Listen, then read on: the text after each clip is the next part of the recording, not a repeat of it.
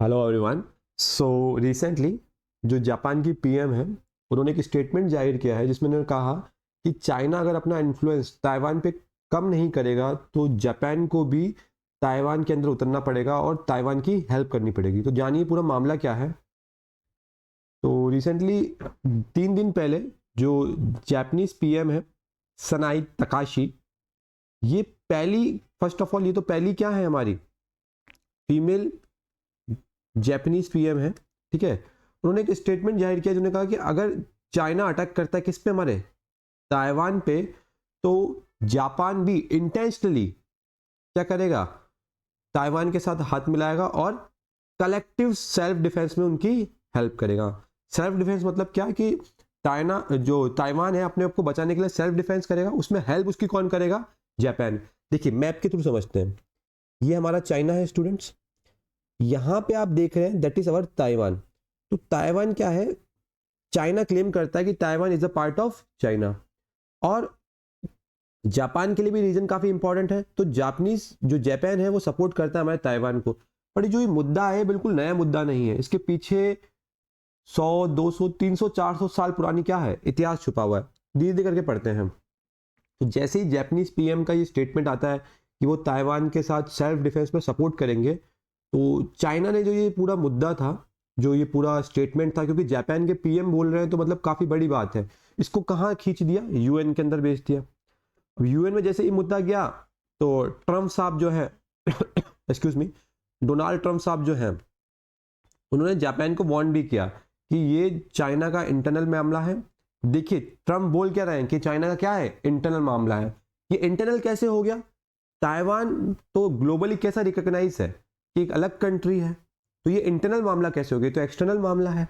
फिर जब Japan Taiwan के साथ हाथ मिला रहा है और इससे इशू चाइना को हो रहा है, तो इससे हम देखेंगे जो इंडिया का ईस्ट साइड है, पूर्वी साइड है, वहां पे हमको एक टर्मोइल, एक टेंशन देखने को मिल रहा है।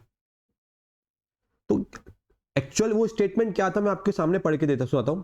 इफ चाइना अटैक्स ताइवान, क्या बोला है, if China attacks Taiwan, Japan में act militarily under the collectively self defence. मतलब अगर चाइना ताइवान पे अटैक करता है तो क्या करेगा जापान, मिलिट्रीली वहां पे उतरेगा और ताइवान की हेल्प करेगा सेल्फ डिफेंस के अंदर। सेल्फ डिफेंस ये, ताइवान खुद से तो चाइना पे अटैक कर नहीं रहा। अच्छा, ताइवान चाइना को क्यों चाहिए, पहली बात तो स्ट्रेट ऑफ ताइवान है। क्या है स्ट्रेट ऑफ ताइवान, एक जल संधि है जहां से व्यापार होता है, काफी ज्यादा मात्रा में ट्रेड होता है, वो बहुत इंपॉर्टेंट। ताइवान अपने आप में क्या है, एक सेमीकंडक्टर्स के लिए एक बड़ा हब है। तो काफी ताइवान इकोनॉमिकली काफी इंपॉर्टेंट है चाइना के लिए। उसके अलावा इस स्टेटमेंट के अगर मैं मीनिंग की बात करूं तो दो मीनिंग निकलते हैं। पहला कि जापान प्रोएक्टिवली, मतलब प्रोएक्टिवली मतलब सक्रिय रूप से क्या करेगा, मिलिट्री को तैनात करेगा ताइवान में। दूसरा, वो चाइना के साथ क्या कर रहा है, अपने संबंध को अच्छा करता जा रहा है। अच्छा, आपने ये तो कहावत सुनी होगी कि दोस्त का दोस्त दुश्मन का क्या वो कहावत है ना, मैं एक दिमाग से निकल गया कि दुश्मन का दुश्मन दोस्त होता है। सेम चाइना का एनिमी कौन है, ताइवान। और चाइना जापान को भी अपना एनिमी मानता है। चाइना और जापान के बीच की जो हिस्टोरिकल इशू है वो भी हम देखेंगे। तो आपने देखा चाइना ताइवान को अपना एनिमी मानता है, चाइना जापान को भी अपना एनिमी मानता है। दोनों का कॉमन एनिमी क्या है, चाइना है। तो ताइवान और यहाँ पे जापान क्या कर रहे हैं, फ्रेंडशिप करने की बात कर रहे हैं। अब ये मुद्दा इतना बड़ा इशू क्यों हो गया कि यूएन में मामला चला गया है, ट्रंप को उस पर बोलना पड़ रहा है। देखिए चाइना की जो एक पॉलिसी जिसको हम कहते हैं वन चाइना पॉलिसी, चाइना की एक पॉलिसी इसका नाम क्या है, वन चाइना पॉलिसी, जिसके अंदर चाइना आपको पता है कि आसपास के जो आइलैंड्स हैं उनको अपना ही मानता है। उसके अंदर एक चीज और उसमें अपन देखते हैं क्या है, ताइवान है, ठीक है, जिसमें चाइना अपना कंट्रोल कर सकता है। एक ओकिनावा जो जापान की टेरिटरी है वो भी चाइना का क्लेम करता है कि अपने पास है, ठीक है। और साथ ही साथ आपने एक आइलैंड का नाम सुना होगा जिसका नाम क्या है, सेनकाकू आइलैंड। क्या नाम है, सेनकाकू आइलैंड। इसकी भी अपन लोकेशन देखेंगे। ये भी इशू है चाइना और जापान के बारे में। तो जैसे अपने आप में सुना होगा ना, इंडिया का ईस्ट एक्ट पॉलिसी है, नेबरहुड फर्स्ट पॉलिसी है, वैसे चाइना की भी एक policy that is one China policy, जिसमें चाइना आसपास के नेबर्स को क्या करता है, कंट्रोल करने का ट्राई करता है।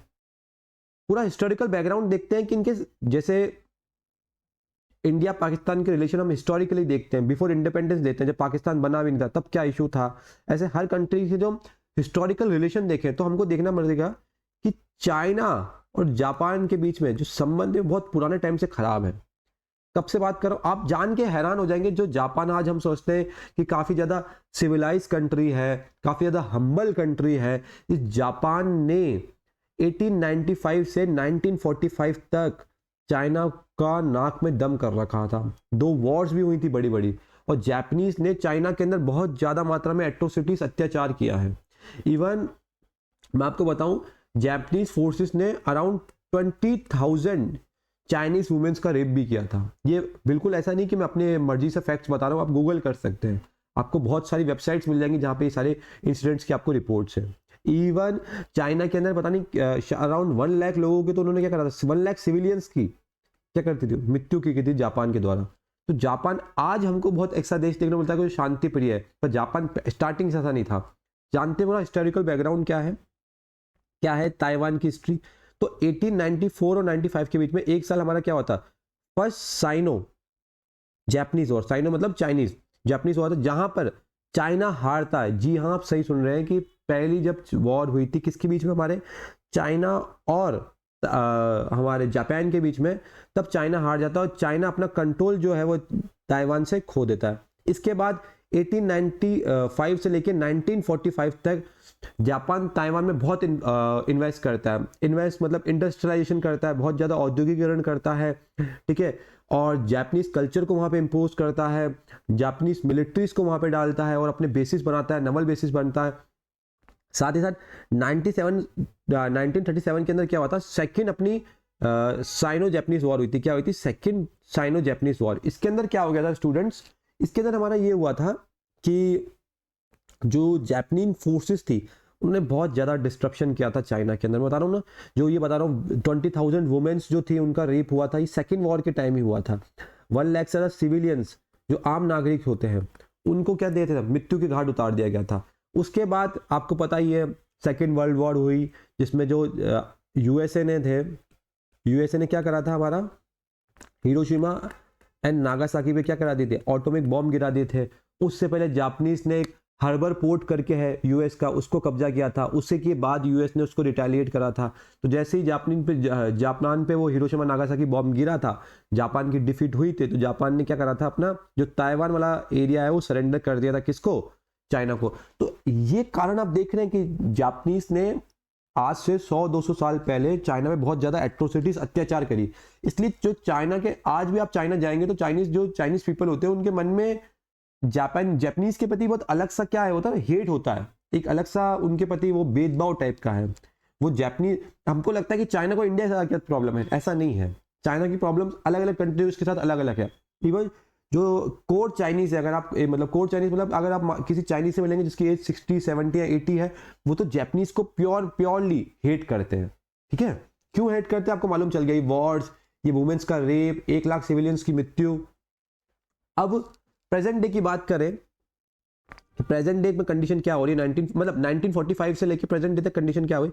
अच्छा, हुआ ये था कि 1949 के अंदर चाइना के अंदर सिविल वॉर मतलब गृह युद्ध हो गया था। क्या हो गया था, गृह युद्ध हो गया था, हमारा सिविल वॉर हो गया था, जिसमें आपको पता होगा चाइना के अंदर 2 पार्टीज थी अपनी, एक क्या है पीआरसी और एक आरओसी। कौन सी पार्टी से, पीआरसी और आरओसी। पीआरसी मतलब पीपल रिपब्लिक ऑफ चाइना और दूसरी थी आरओसी, रिपब्लिक ऑफ चाइना। ये 2 पार्टी थी। सिविल वॉर मतलब गृह युद्ध, मतलब चाइना के अंदर युद्ध चल रहा है।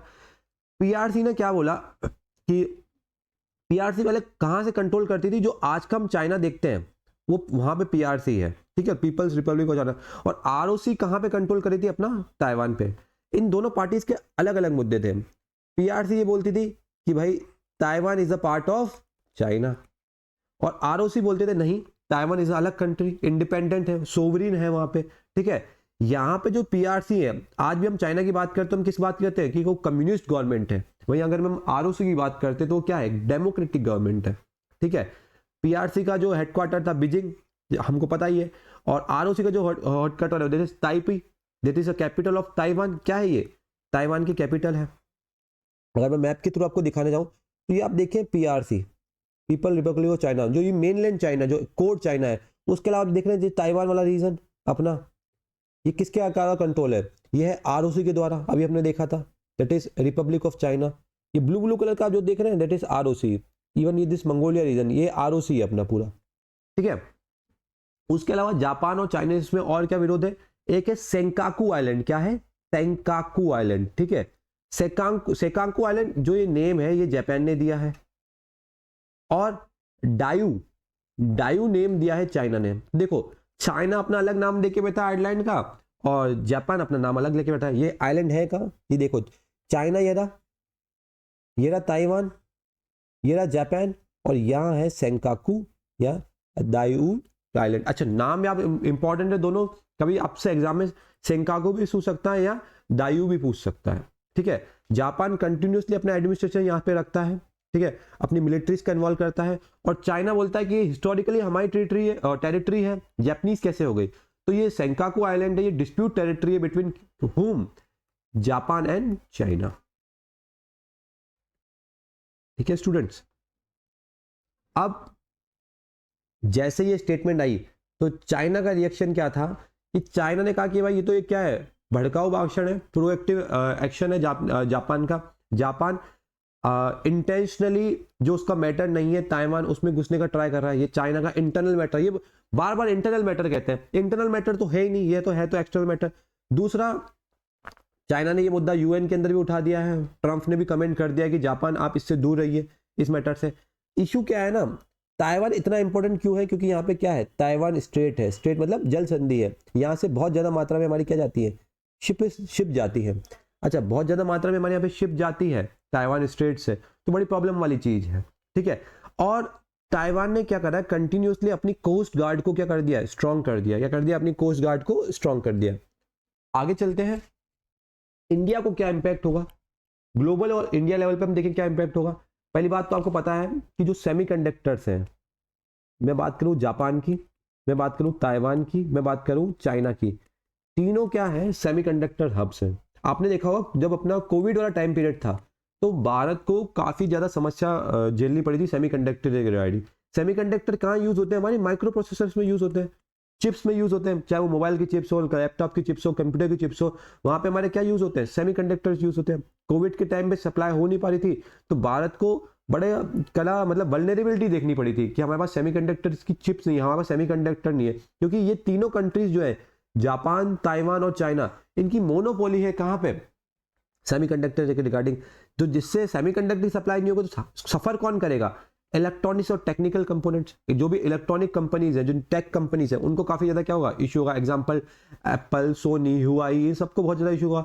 दूसरी बात, अगर कुछ ऐसा इशू होता है जापान, ताइवान और चाइना के बीच में, तो आप खुद सोचिए ना कि उससे मिलिट्री, उस सी के अंदर जो अपने साउथ चाइना सी है उसके अंदर मिलिट्री आएगी। अगर मिलिट्री सी के अंदर उतर रही है तो ट्रेड कहां से करोगे, अगर चाइनीज मिलिट्री वहां उतरी तो जाहिर सी बात है वहां पे ट्रेड तो पॉसिबल नहीं हो पाएगा और डिफेंस ही काम होगा।